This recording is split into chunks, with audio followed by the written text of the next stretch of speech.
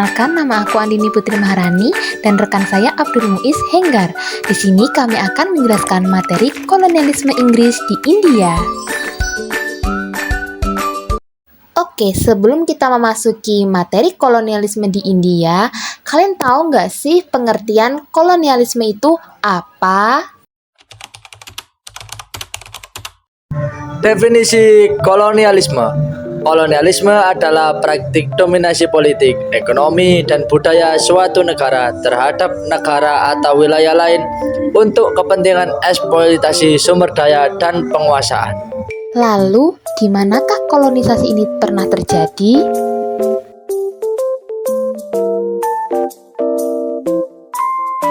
Yap, untuk negaranya adalah India. Negara India adalah sebuah negara yang terletak di wilayah Asia Selatan. India dikenal juga sebagai salah satu negara dengan pengaruh Inggris terbesar dan juga penduduk paling banyak. India rata-rata penduduknya bisa berbahasa Inggris juga loh. Mengapa? Karena negara India merupakan wilayah yang pernah dijajah oleh bangsa Inggris, baik secara administrasi dan bahasanya. Menurut sejarah, kedatangan Inggris di India awalnya hanya untuk berdagang dan mencari harta. Namun, seiringnya berjalan waktu, Inggris mengalami pasang surut dan mengakibatkan kebangkrutan. Nah, di India sendiri pada saat itu dipimpin oleh Kesultanan Mughal. Hal ini membuat Ratu Inggris Elizabeth I ingin menjalin diplomasi dengan India. Nah, pada tanggal 31 Desember tahun 1600, Inggris mencetuskan perusahaan dagang yang bernama EIC atau East Indian Company, yang mana bertujuan untuk membantu perdagangan Inggris di India.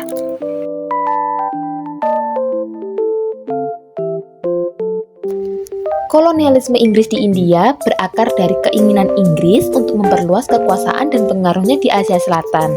Pada abad ke-17 hingga abad ke-19, East Indian Company, perusahaan dagang Inggris, secara bertahap memperluas kekuasaannya dalam bidang politik, ekonomi, dan militer India. Dan seiring waktu, East Indian Company ini secara bertahap mengambil alih kekuasaan langsung di India loh. Tahukah Anda, sejarah awal kolonialisme Inggris di Asia Selatan dibagi menjadi 3 tahap. 1. Perkembangan awal. Inggris mulai penetrasi kolonial di India pada awal abad ke-17 melalui perusahaan dagang seperti British East India Company. Tahap yang kedua yaitu perebutan kekuasaan. Setelah pertempuran dan perjanjian dengan penguasa lokal, Inggris berhasil menguasai berbagai wilayah di India. Yang ketiga, penguasa wilayah. Proses penguasaan berbagai wilayah di India diikuti dengan pemberontakan dan perlawanan lokal. Selanjutnya, ada sistem pemerintahan kolonialisme Inggris di India.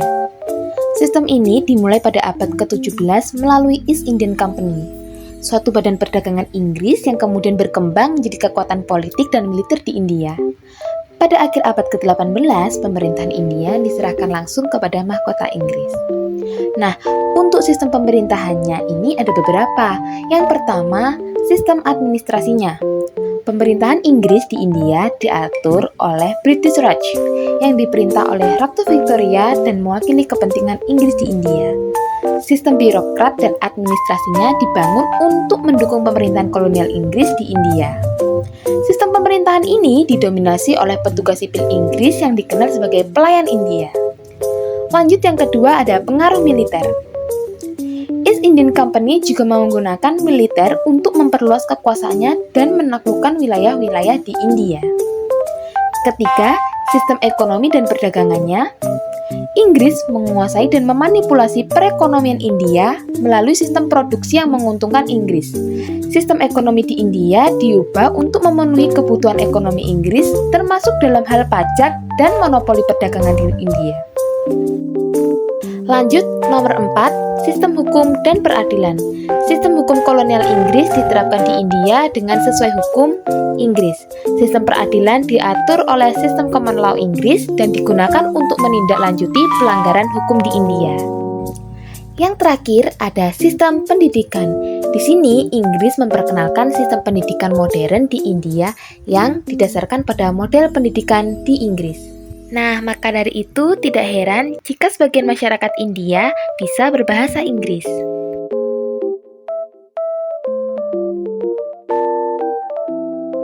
Pemberontakan dan pemulihan kekuasaan yang terjadi, salah satunya pemberontakan Sepoy pada tahun 1857.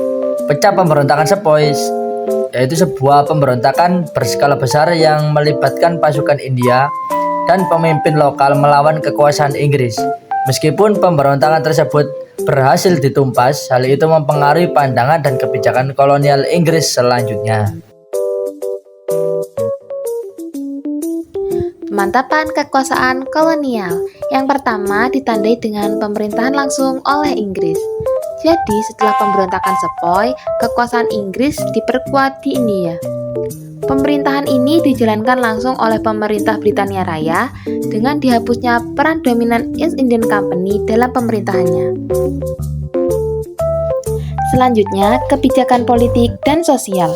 Di sini, Inggris menerapkan berbagai kebijakan yang mempengaruhi politik, ekonomi, dan sosial di India, seperti halnya pembatasan hak politik bagi penduduk lokal, reformasi agraria, dan pengenalan pendidikan modern yang dikendalikan oleh Inggris. Yang pertama, munculnya gerakan kemerdekaan. Pada awal abad ke-20, gerakan kemerdekaan India semakin kuat dengan dipimpin oleh Mahatma Gandhi dan Jawaharlal Nehru.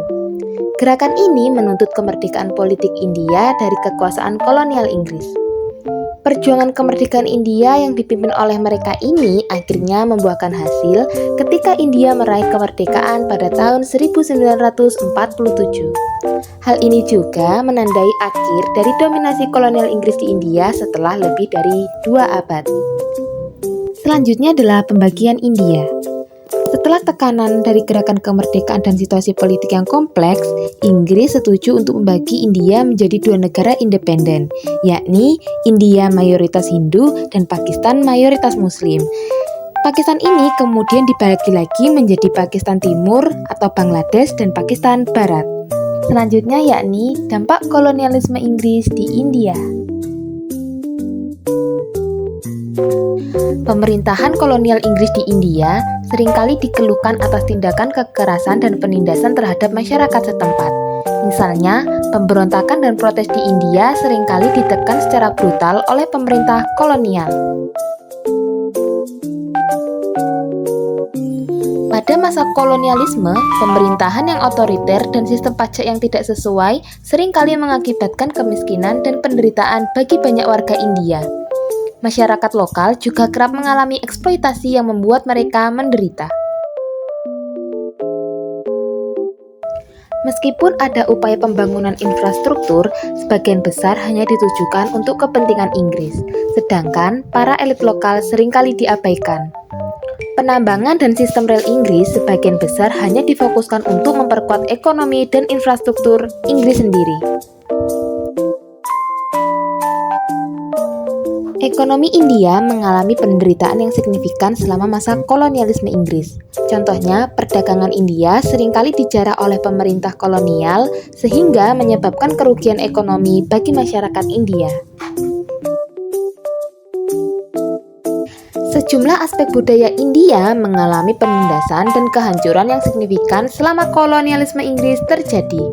Sejumlah aspek kebudayaan dan kehidupan spiritual masyarakat India ini mengalami penindasan dan juga tentangan terhadap pemerintahan kolonial. Warisan kolonialisme Inggris di India. 1. Warisan politik. India mengadopsi sistem pemerintahan demokratis berdasarkan konstitusi setelah merdeka dengan parlemen, pemilihan umum, dan sistem kehakiman yang terinspirasi dari pengalaman kolonial Inggris. Yang kedua yaitu warisan sosial dan budaya. Pendidikan modern, bahasa Inggris, dan struktur administrasi yang dibawa oleh Inggris masih berpengaruh di India hingga saat ini. Di sisi lain, kolonialisme juga meninggalkan ketimpangan sosial dan ekonomi yang menjadi tantangan besar bagi negara ini.